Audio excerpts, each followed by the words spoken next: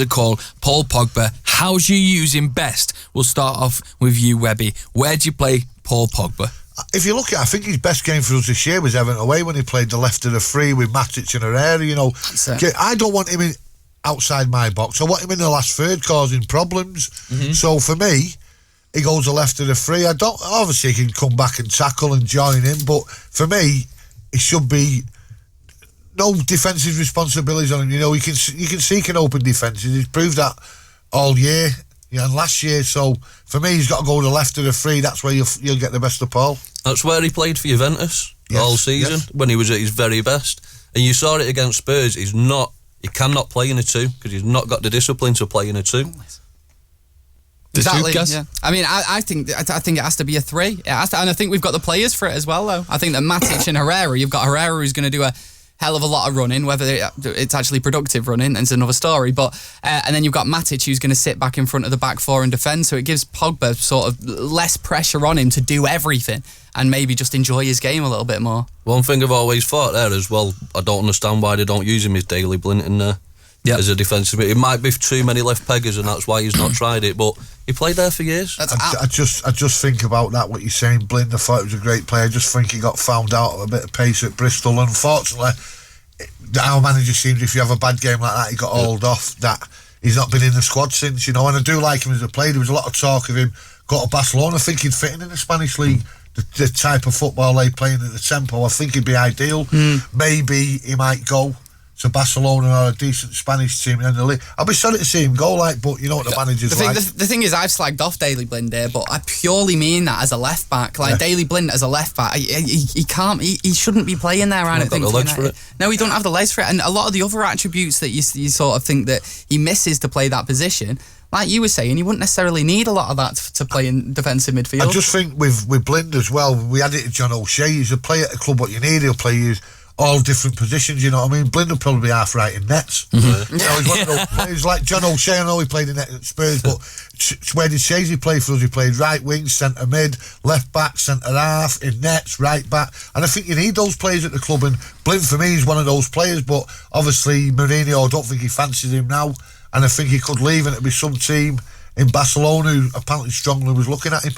So what I want to do is get your calls in nice and early so we can get them on throughout the show. 0345 111 7625. It's a local call. Don't be put off by the scary number. 0345 111 7625. The number should be along the screen if you're listening. If you're watching, and if you're listening, 0345 111 7625. Paul Pogba, where do you play him? Atmosphere at Old Trafford, how do you improve it? And if you were Ferguson giving Mourinho a little bit of a word in the ear, what advice would you give Jose looking ahead to the rest of the season and to next? We're going to go to Stuart. Stuart is on the line. Stuart, you there? Hello, you okay, boys?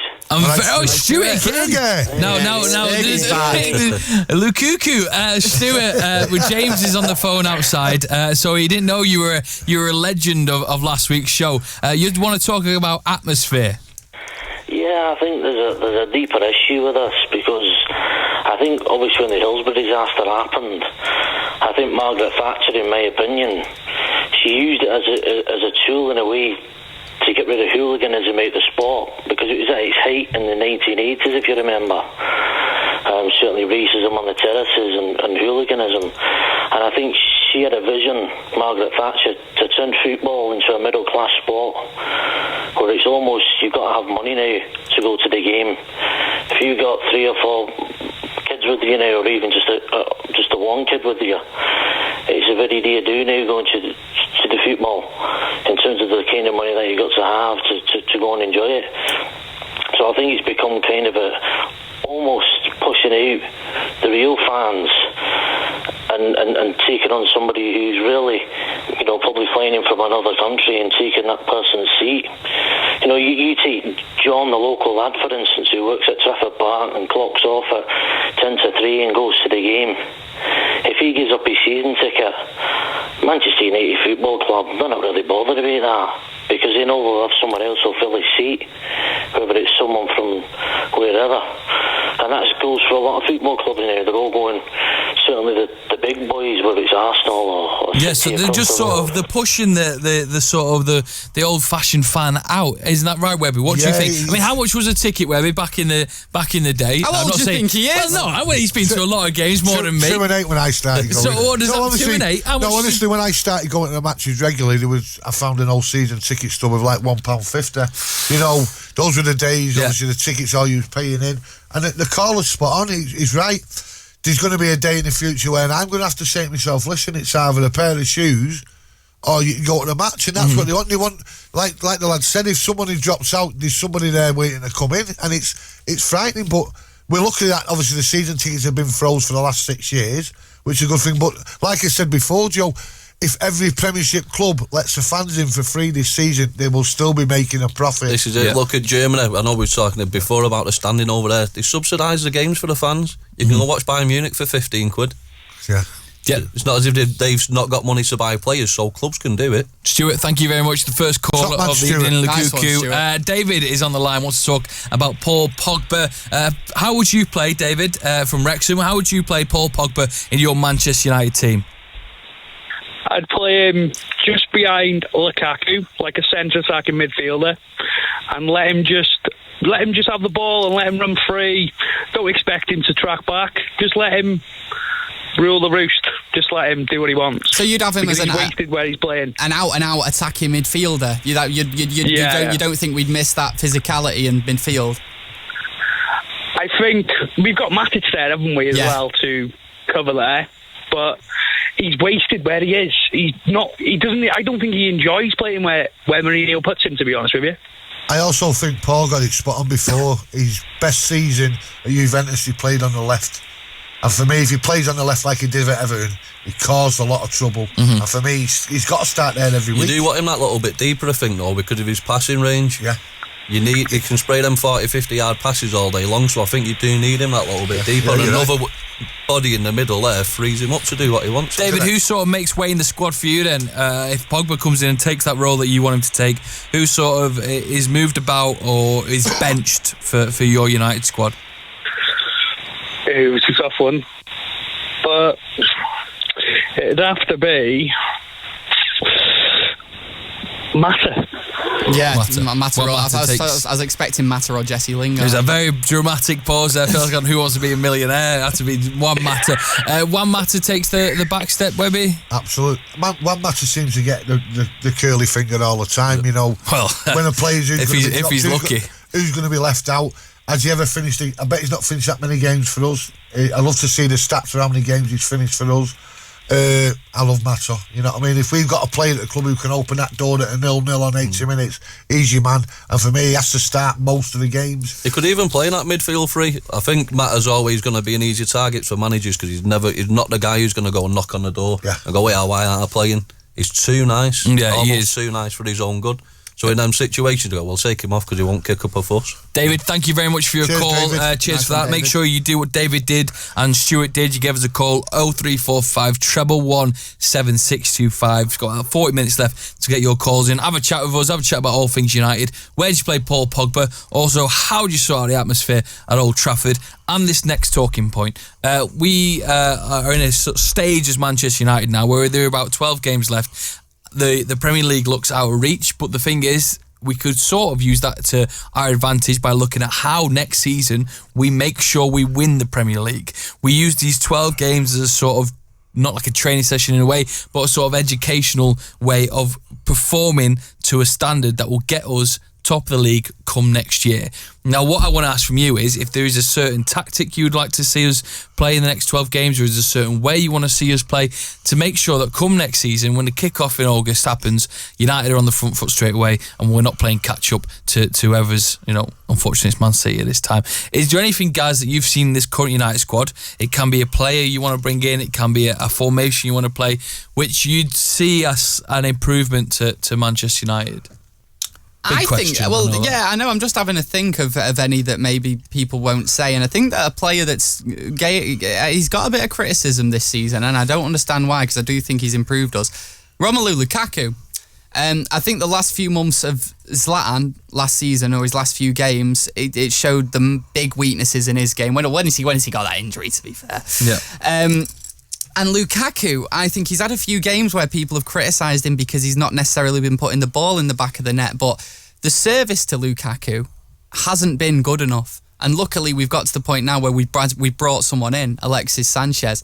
So I'd say these 12 games working on that partnership and working on just getting the ball to Lukaku when he's actually making the runs, because far too often, I don't know if you see it on TV or what, but far too often at the game you see him making the runs and pointing to where he wants the ball and it not going there. And every time he does receive the ball, he receives it in places where he's crowded out by about 4 defenders, and he still manages to do quite well and get a few good passes and good assists. Maybe just not quite putting the ball in the back of the net enough recently, but I think he's been a big positive, mate, and hopefully him and Sanchez can work up a partnership. That goes back to the Pogba thing as well. Lukaku loves running the channels in between the centre half and the full-back. He makes that run all the time. If Pogba's not in the middle, there's not really anyone else who can pick that pass. And that's where Lukaku, let's face it, he doesn't want the ball into feet with his back to goal. His first touch can be ever, do you know what I mean? It can be pretty ever. So he wants to be running. If you put him in a head-to-head race with anyone with his speed and his strength, he's going to do him every single time. So you need that quality that's going to put him into them channels. It's getting the best out of our key players in a way, and sort of getting the best out of Pogba, Lukaku, Sanchez. Do you see us really challenging, being up there and not losing the points that we have this season, Webby, and looking at next season thinking, you know, we need to come this time of year, it needs to be more tight, it needs to be tighter than this? I know what you're saying, Joe. You're right in what you're saying, but if you look at what the mob have done in Bezic, is that normally they wouldn't have had that run what they've had. I wouldn't say we'd be top, but we'd be a very, very close second. 100%. You know, it's only because of the run they've had. But can we really experiment in these 12 games? We have got to come in the top 4. We've got to finish second, I think. We've got to finish second. We've got to come in the top 4. And I know what you're saying. People look at the word experiment as like play him, leave him out. We've got 12 cup finals. Yeah. We've got to win them all to come second. You never know. Who would have thought Newcastle would have done it? You know, stranger things happened in football, so let's just take each game as it comes. The old cliche, but we've got to win every game, and you never know. I can't see it, but It showed in the past, if you finish the season strong like that, you're going into the next season buzzing, and that momentum's there to keep going. Look at didn't they win the last 8 games of the previous season? So even though they stopped playing for 2 months, they're on a roll. So we've got to keep it up and keep playing. We're going to take a quick break. It's only been a couple of minutes. We got your comments flying in, haven't we, guys? Get in the comments section if you're watching on YouTube.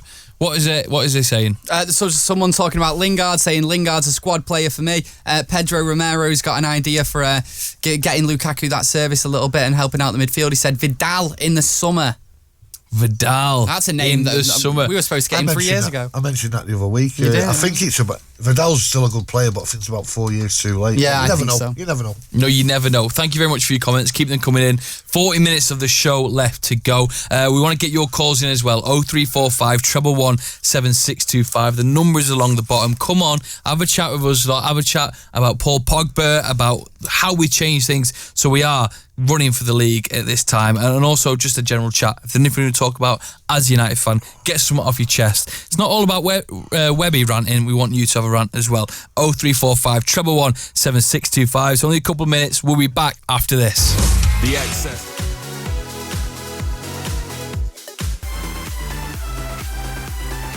The full-time Devils takeover is better than ever. We are joined by Webby, Paul from the Moods, and Gaz. Good evening, gentlemen. Evening, Joe. We still need your calls because we want to get them in thick and fast. We've got a big queue waiting. If you get them in now, we can get you on by the end of the show. 0345 111 7625. You can also tweet me at XS Manchester, at Fulltime Devils, and you can get in touch via text as well. 87711. Let us know where you're watching on the comments, because Gaz will be reading them out shortly. Breaking news just in. Well, kinda. The Huddersfield United game, which will be the next game for Manchester United in the FA Cup. The joys this will bring. VAR is going to be introduced into that game. The first time Manchester United will be in a game which involves VAR. Now, the world of football, or the world of British football, because it is in some parts of the German game, and I don't know where else, I've been sort of critical at points with VAR. There is many different ways you can look at it, but gentlemen, I've not really spoke about it on Full-Time Devils, but we have got an opportunity to speak about it now. Webby, your opinion, please, on VAR. Right. you've got to look at it, right? You looked at that Liverpool game against West Brom, and one of the decisions took about 6 minutes to be made, and the crowd haven't got a Scooby-Doo what's going on. I can't wait for United to win something from the VAR, and the press will get on it. The world's going to collapse and everything. I can't wait for it, but I can just picture the scenario next Saturday in the away end at Huddersfield with my dad Sam. When a VAR decision goes up, I'm going to stand there, stare at each other, and end up going for a pint or something, and then coming back and it's still at me. It's for the good of the game, is it? No. I think for the major decisions, goals. They've got obviously the technology on the watch if it goes over the line. But that's a very clean cut, though, isn't it? It's instantaneous. In or not. It's in or not. Yeah. It's so clean cut. Fine. So it's going down to a referee who's in a studio in London, and he's got to make a decision, bounce it back to the referee here. For me, the decision's got to be made within a minute, because then you're just losing impetus in the game for me. Yeah. And that one, the Liverpool one, was a great signing for them on the night VAR, because it disallowed a couple of West Brom goals. It got them a penalty. They still got knocked out. But for me, go on, John. Just do a quick. I will get all your opinions on VAR, but a quick one. Is any of you for it? No. So here's what we want to do. So whilst we have the debate, any United fan out there that is for VAR and thinks it's good for the game, give us a call now. We'll get you on. We'll get in this debate. 0345 111 7625. Anyone who thinks VAR is a good option for the modern game. Paul, you dislike it. What are your feelings for it? Is it going to slow the game down, kill the atmosphere in grounds like Webby was saying? Sorry, mate. The main thing for me is I don't like the gap getting bigger and bigger between grassroots football and professional football. It should be exactly the same rule for rule from the bottom to the top, and that's how it should be for me. It does make a very valid point there, in a way that a lot of people are saying that if it's one... good, Paul, isn't it? You should give it No, it's true. It's true because... Mate, it kicked me off. He talks loads more sense than me. Kids are going to watch the modern game in about 5 years' time. They're going to go play a game on Sunday. They're going to think they've got a foul, and they're going to go doing the square signs. The ref goes to he's going to be like, get lost. But I get what you mean there, Paul, because the gap's just getting bigger and bigger and bigger. Gaz, not a fan? No, not really, mate. I wasn't necessarily a fan of the idea of goal line techno before that actually got implemented. And then I saw how it worked, and it was literally just flashing up on a referee's watch, no problems, no debates. It definitely happened or it definitely didn't. And I realised, you know what, there's nothing wrong with this. Fair enough, this is making things fair. But I was also worried that it was going to get rid of the debate side of the game. You know, in the pub on a Sunday, like just being able to debate what had happened the day before. There's nothing to debate if we know whether it's right or not. However, this, like you were saying, it's not clear cut enough at all, and it's not a yes or no answer. It's a people are going to have different opinions over certain decisions, and there are certain decisions which even a camera, no matter how many times you look at it, you're not going to get right, and people won't accept that, because if we're using this technology, it needs to be right 100% of the time, or it's not used. That's simple. Just quickly going, I don't know if you've seen it in Italy. The actual camera they was using for the VAR, they had a big flag in the way, so they couldn't get so they've got to get that right straight away. Yeah, no flag. That's how we get around it, isn't it? Everyone bring a flag. You can imagine the scenario at 5 to 6 next Saturday where we score a dodgy goal and we get given a goal, and imagine social media, it's just going to blow up, isn't it? It's all for Man United, so... For me, it's like saying the goal line technology was great, but let's not go too far. Keep everything as it is. That could be how we get rid of VAR, to be honest. As soon as United get a decision, they'll scrap it the next day. They probably will get rid of it. If you think VAR is good, 0345 111 7625. No callers of yet, which is surprising. 0345 111 7625. A Manchester United legend is returning to the Premier League. Patrice Evra is on his way back to West Ham. We want to speak about that. He's a 36-year-old man at the minute, but he probably will. You say that like he's not going to be a man. Probably will be for another year if it's his birthday recently. What do you think, Webby? Is he a good signing for West Ham? What a player he was for United. He was a great player. He'd gone for us, you know what I mean? It happens with age, but I just can't why he's gone to West Ham. There was the other club looking, because it was eventually that he left United through Moyes. You know, he's gone back to Moyes. He said he don't need the money. We know he don't need the money. He wants to play. I was so shocked that what he did on that fan, it wasn't like a world ban. You know, because if I did that in the street now, I'd be over it straight. It's true, yeah. You know, it's only in the Europa League. It's happened, which is great. West Ham, for me, Creswell is a great fullback. He can't play anywhere else. So it'd be good to have around the dressing room. You know, you might need those bubbly characters in the relegation zone. Yeah. So, fair play to him, and I think we play him last game of the season, so hopefully we'll put him down. Bubbly characters, see what you did there. Bubbly characters, he loves it, Webby, he loves it. Guys, Evra, what a player he was. He was at that golden age where we just knew the defence week in, week out, and we were solid as a rock at the back, and good going forward as well. You miss an Evra type of player, don't we? Yeah, we do. He was a very consistent performer during, for a certain period at United, and towards the end, I think it was very clear to everyone watching that he wasn't quite up to pace, and I think that'll be the case at West Ham. It'll surprise me if he gets too many games, actually. I'm assuming that his contract's only till summer, or is it? Yeah. Right, I think that'll be him done in the summer then. I honestly think that he just wanted to live in London. I'm not honestly, mate, I'm not even joking. I honestly think he just wanted to live in London. Do you think? I don't blame him. You don't blame him. I've got a red card game on the way. It's very shortly, but I want to speak to Rickson first. It's on the line. He's in Salford. Good evening, mate. You well? Good evening, guys. How is everybody doing? Very, very well. So let's talk about Manchester United. Then take the wheel, Rickson. It's all yours. What do you want to talk about? All right, I was just going to suggest some potential signings I think that would be great for the summer. Tell us. Yeah, go on. Go on. All right, so for starters, I think we've got a huge gap in the centre-back position. We did sign Lindelof, but I don't know if he's cut out for the Premier League or not. And I think the best place for us to go and find a centre-back would be in Serie A. The Italian football style is very physical, and I think that if we can get someone who's been performing well consistently in the Serie A for a couple of years, it would be a great addition to the squad. Who are you thinking? I think Kostas Manolas at Roma is a fantastic player. He has just recently signed a contract extension, but as we've seen, Roma sold Salah this last summer. Yeah. Fantastic player, so they're definitely a selling club. I also think Bonucci, after the horrible season that AC Milan has been having, also is a potential player who might want to jump ship and go somewhere where he has the chance to be a superstar again. He was fantastic at Juventus, but I think his dream of playing at Milan and being successful hasn't worked out. How old is he now, Bonucci, though? Is he not early 30s? Yeah, 31, 30. He's 30. He'll be 31, I think, this year. Still could play. Just let me, Rick, don't you think that Lindelof, I think that Lindelof will be all right. Do you think Lindelof will be okay, I Rickson? think he'll be right. I'd like to see him play more and see how he turns out. True. However, I think if you bring in a player with the experience of Bonucci, or if not, another option who's a bit younger, 29, is Socrates at Borussia Dortmund. He's also out of contract in 2019. He can provide that experience and guidance to a player like Axel Tuanzebe, who would love to see featured in the squad more. He's a fantastic centre-back. He's young, but I think if given the right opportunities and the right support, he'd be a fantastic replacement and a good pairing to play with Bailly. Rickson, thank you very much for your call then, intelligent man. We're going to go from Rickson talking about areas we strengthen to David. David wants to talk about Matic. Not a fan of Matic, are you? No, not a fan at all. Me and my dad sit here watching the football, and every time I watch Matic, we just think he's the issue with United. He's the problem in the midfield is Matic.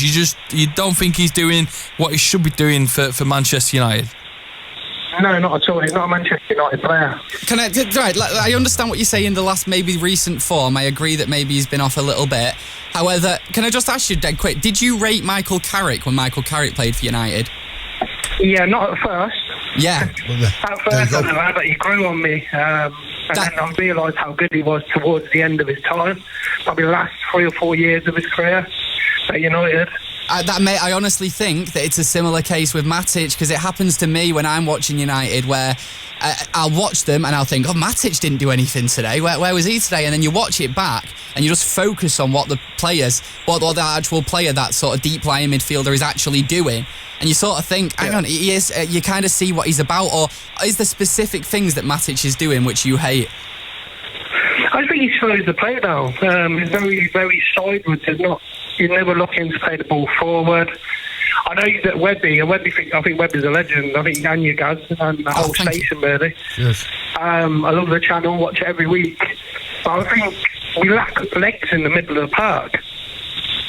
You need someone in there to do the honourable job. You know, You know, Michael Carrick, watching him sometimes, it's cigar stuff with him, you know what I mean? And if you look at Matic at Chelsea, he got a raw deal for me. That last year he was messing around, but I always remember a couple of years ago when he played up against City there, and he had Touré in his pocket. You know, he stopped Touré, and Touré at that point was the main man in the Premiership. I think next year we'll see the best of Matic. I think he's done all right this season. Gazzy's spot on the last few games. He's been off colour, but who doesn't? You know what I mean? He will come back stronger. Hopefully starting. He's played flat out as well. He's probably in need of a break because he's just been the only relied games he's not played, Paul, is probably the FA Cup games. He started every game. So do you agree with David about Matic? Thank you for your call, David. Guys, what are the comments saying? Yeah, just a couple of comments on that. Frederick comments saying Matic has been quality, to be honest. Junaid says, I think Matic is quality. Nadeem says Matic is a good player. It's corrected it to Magic. Freudian slip. What else we got? Yeah, pretty much just people rating Matic, to be honest. Everyone backing him. Ready for a game? Go on. Right, okay, so it's called the red card game. I'll give you two players. You've got to tell me which one of these have the most red cards in the Premier League. We'll sort of go round your way. We'll start with you, guys. First, we'll go for Fletcher or Fellaini. Who's had the most red cards in the Premier League? Darren Fletcher? Darren or Stephen? Darren Fletcher or Marwan Fellaini? I'm going to go Fletcher. You're going to go Fletcher. Fellaini has 2. Darren Fletcher has 3. You are correct. Move on to you, Paul. Gary Neville or Cantona? I'm going to go Eric. Eric, you would be correct. Gary Neville, 2. Cantona, here we go. Wayne Rooney or Cristiano Ronaldo for you, Webby? Rooney? Wrong. Wayne Rooney only 2. Cristiano Ronaldo with 4. I remember him getting sent off against Portsmouth. And then we'll do a generic one now. Nicky Butt. Nicky Butt or Wes Brown?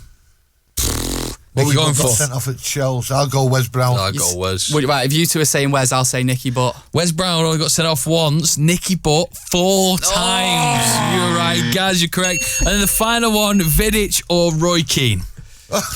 Which one got sent off most in the Premier League? We've got Keane. So Vidic with 6 red cards. 6. Roy Keane with 7. So you are correct there. So then we're against Liverpool for Vidic, wasn't it? We've not got long left, about 20 minutes left, so still get your calls in. We'll try and get you on after the break. We're going to be speaking to a guy called John Neild and also speaking to Webby. He's got something to get off his chest. Of course he does. Be a couple of minutes. Stay there. The Excess.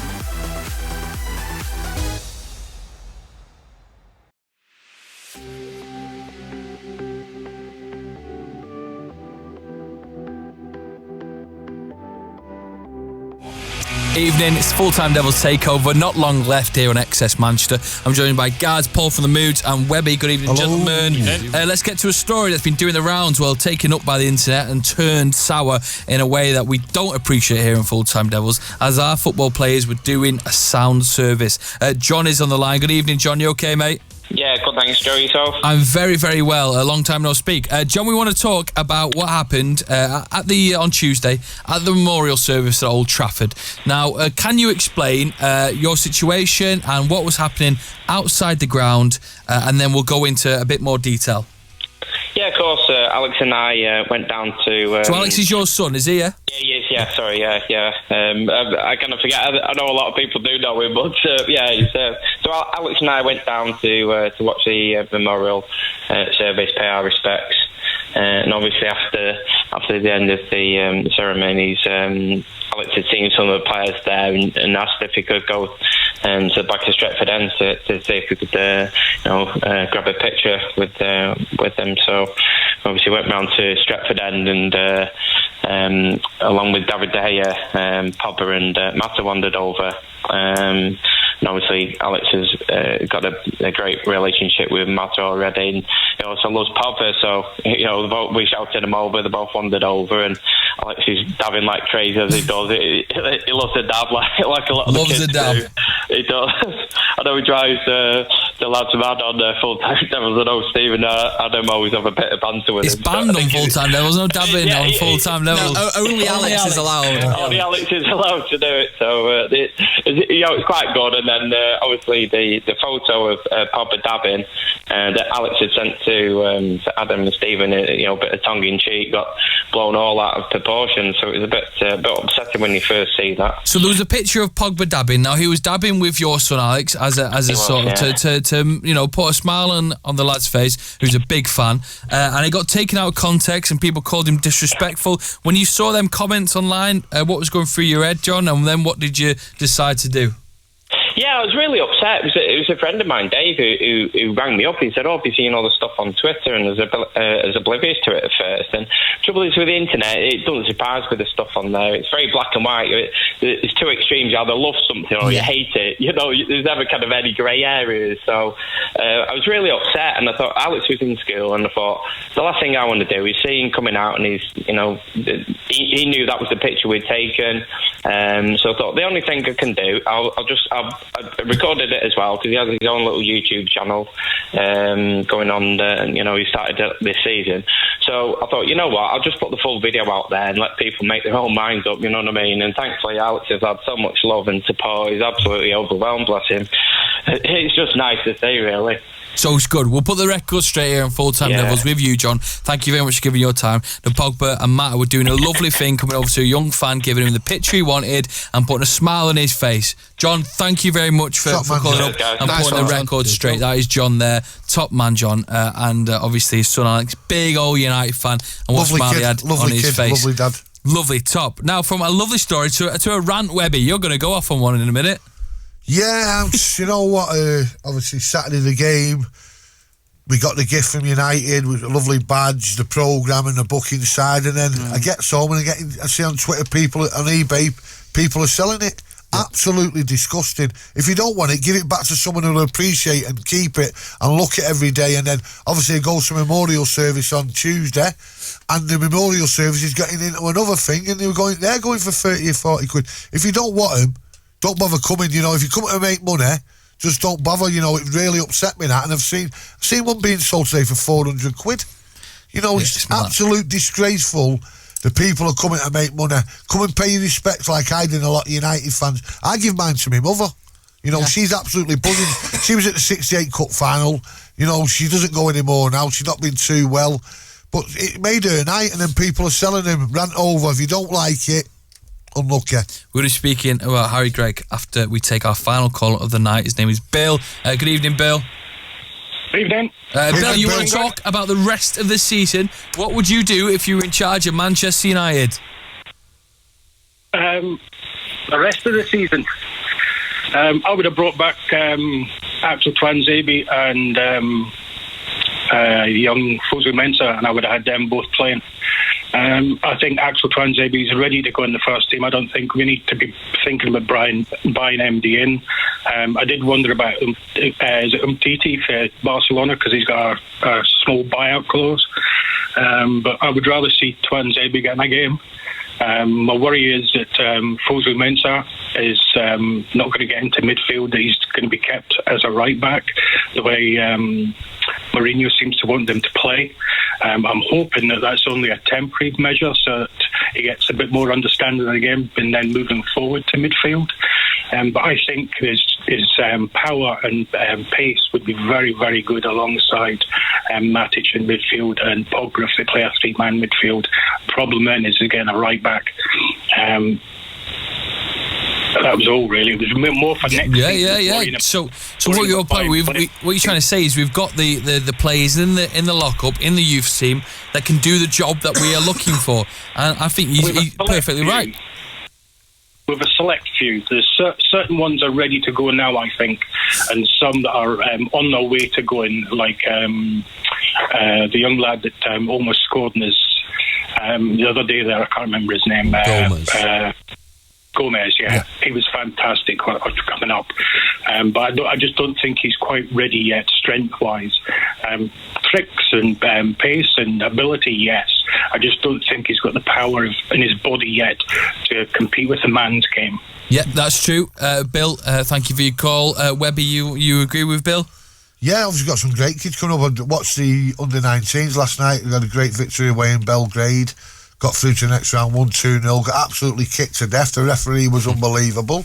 Didn't give us anything. But like you're saying, there's a few good players there who are ready for it, you know. Sorry. I'm just waving my hands around because I've seen an insane comment come in, and I genuinely think it's someone who's being, like, genuine. This is from Mohammed, and he says, all these people saying they should bring more youth in. Shake my head. Mourinho plays our big players so we win. We'll never win titles if United keep playing youth. It's honestly... Yeah. I'm done. Let's move on. Harry Gregg. Go buy a couple of United history DVDs. Harry Gregg. Yeah. Talk to me about Harry Gregg. Great bloke. You know, look what he done with the crash, you know, and I see him there sat there in the snow there getting really upset, and I'm thinking, that should be said, Harry Gregg. You know, what he's done, his stories about him dragging the plane. He was injured himself, you know. Now, surely, when they give him out to people who row boats, you know, please, you know what I mean? Let's people who row boats and ride bikes, you know, look at Harry Gregg. You know, someone's got to be listening here. Surely we can set up something to push it along, you know. It should happen, you know. Great bloke, met him a few times, and what he did on that day, I'll never forget. I wasn't born with players who wouldn't have been survived if it wasn't for Harry Gregg. So let's do something. I'm sure there's enough Reds out there to start this campaign. I'll be involved with it, so let's make it Sir Harry Gregg. Well, hopefully I'll hop on the back of that. I couldn't speak then for a second, but Webby brings up a brilliant point there, and let's try and get that, get as much as we can do, support that as much as we can. Before we talk about Newcastle in the 2 minutes 20 seconds that we've got left, Paul, the moods, talk to us. You're out and about anytime soon? Touring tomorrow. Blackpool. Tour starts tomorrow in Blackpool. What's in? I think there's about 80 going down from Manchester, so 81. What's the worst that can happen down there? Check us out on Facebook, Twitter, The Moods Mank. The tour starts from tomorrow, then we'll be in Scotland, Liverpool, London, all over the place. And maybe we could link up some stuff in the comment section as well. The Moods, go check them out. Whereabouts Manchester are you playing? The Bread Shed, April 28th, same day as the Arsenal game. Oh, wonderful. Paul, thank you very much for coming on. Now let's just talk about the Newcastle game in the 1 minute 40 seconds we've got. It's a game we've got to win, but Newcastle put up a fight. Rafa Benitez talking all sorts today. I'm quite looking forward to going up there and climbing those 400 steps. Sucking air out of China by the time I get there. No, it's going to be an hard game, you know. You know what you get with Newcastle, the huff and puff, but we should be able to blow the house down. So 3-1 me, Joe. 3-1 all the time. For you, Gaz, Newcastle, it's going to be a tough game. The put up a fight. Oh, mate, I'm dreading every Premier League game at the minute. It's like we don't have... We've got a lot to play for because I really want us to secure that second place, but I just feel like are our players going to be able to get themselves motivated for each of these 12 games, knowing that the best they can hope for is second place? I hope they can. I'm not sure if they all will be able to, but Newcastle hopefully is one of the ones that we do turn up in. I'll say 2-1. 2-1. Paul, final say. I've been told not to make any predictions. Last time I was on here, it was just before we played Huddersfield and got done 2 plays, and I said we'd do 4-0. So maybe not give us a score prediction, but nothing about it. Not a thing. Confident with a win then? I'm not saying nothing. Not saying anything. All right, gentlemen. Thank you very much, Gaz, Paul, Webby, gentlemen, it's been a show. Thank you very much for watching and getting in touch. We will be back again next Thursday. All the fallout from all the games that have happened then. This has been the Full-Time Devils Takeover. If you're listening, head over to YouTube, watch the thing again, hit subscribe on the Full-Time Devils account. And if you're watching, listen to Excess Manchester. We play some pretty cool music. Thank you very much for being part of the show. We'll be back next Thursday from 6. The Excess Manchester Football